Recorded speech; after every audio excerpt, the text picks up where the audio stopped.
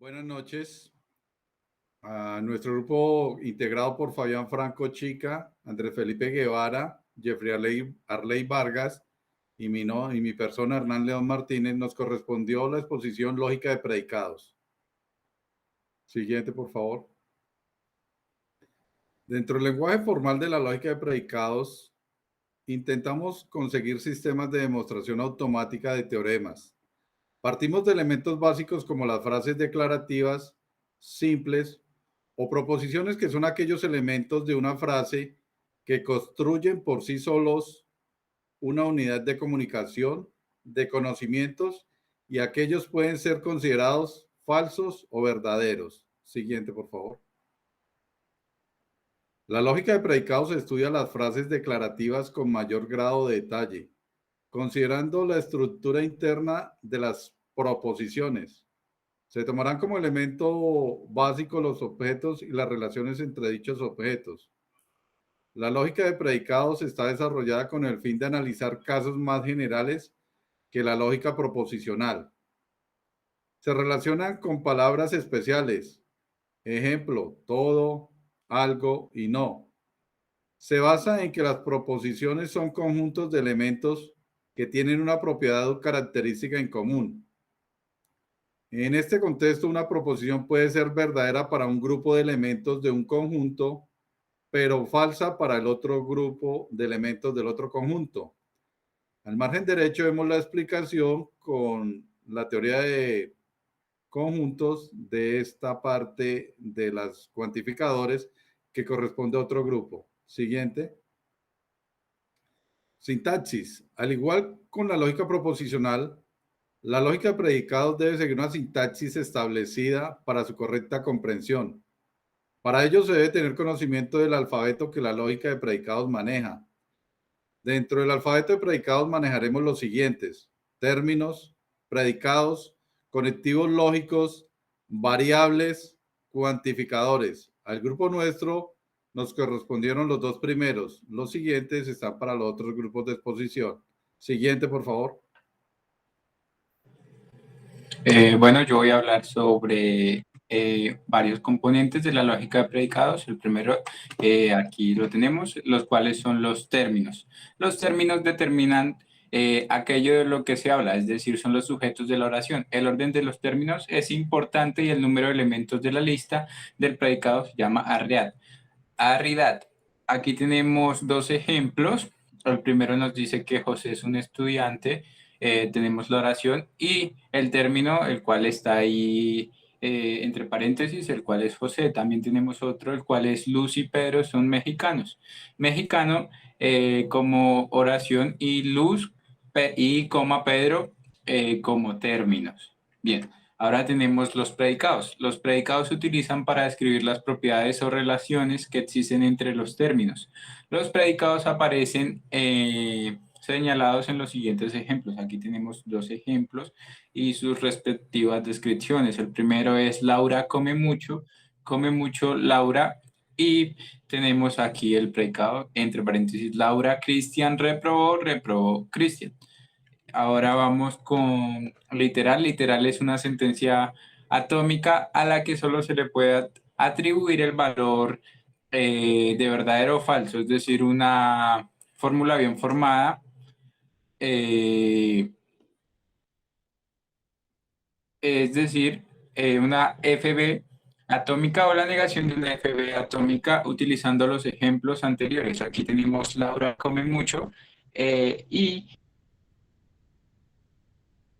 ambas sentencias son literales, ya que pueden en cualquier momento tornarse como verdaderas o como falsas. Su valor va a cambiar.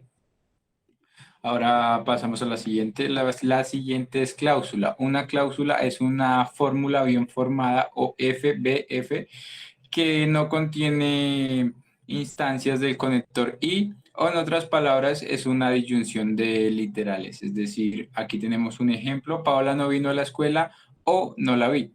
Es una cláusula ya que no contiene el conector y, pues arriba en el ejemplo dice Paola no vino a la escuela o no la vi. En lugar de decir y no la vi, dice o no la vi. Este es el ejemplo que nos ponen como cláusula. Siguiente, por favor. Bueno, llegamos al tema de la sintaxis de los predicados. Para representar un predicado, la forma de representar un predicado se hace mediante la función de los paréntesis, como hemos venido observando en las diapositivas anteriores. Y aquí nos plantean unos ejemplos. Ton es un gato, el predicado por lo tanto es ton y se simboliza en paréntesis. María está triste, María es el predicado, por lo tanto se simbolizará, o se encerrará entre paréntesis. Y acá tenemos dos, María está triste o Rosa está feliz. El predicado siempre es el sujeto de quien se está hablando en la oración, en este caso María y Rosa. Y tenemos la B para representar el o María está triste o Rosa está feliz. Entonces, pasamos a la semántica. La semántica del lenguaje de la lógica de los predicados se aborda desde la teoría de los modelos. En dicha teoría, el significado se formaliza mediante una entidad de soporte junto con sus propiedades y relaciones que se dan entre elementos de dicha entidad. También tenemos las interpretaciones.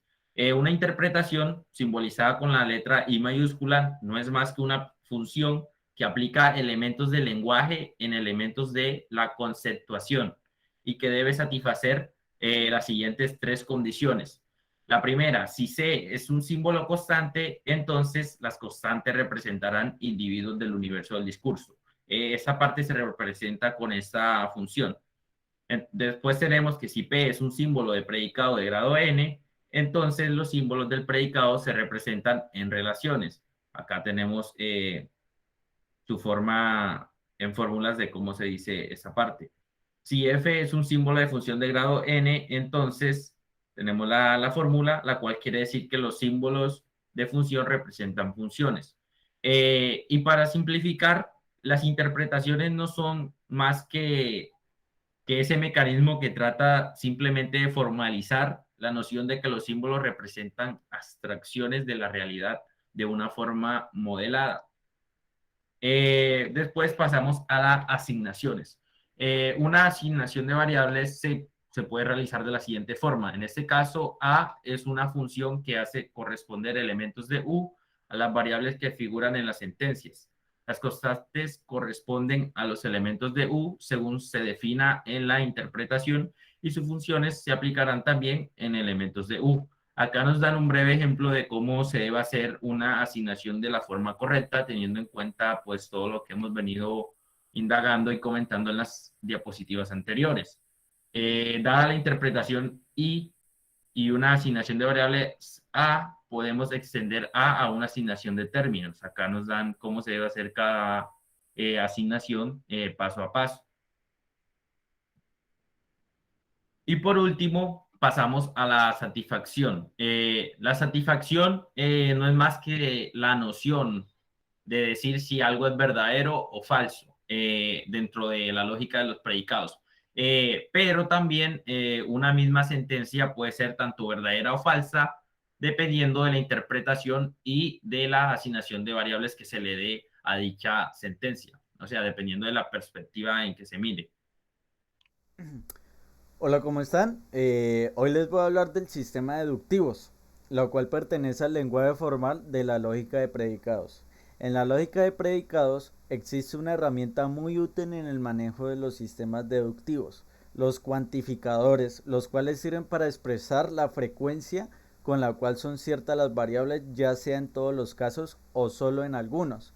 Tenemos A y B, lo cual los une a los dos. Y por ejemplo, yo tengo acá un pequeño ejemplo de A pertenece, digamos, a los hombres mortales. B tenemos a filósofos que son hombres, ¿sí?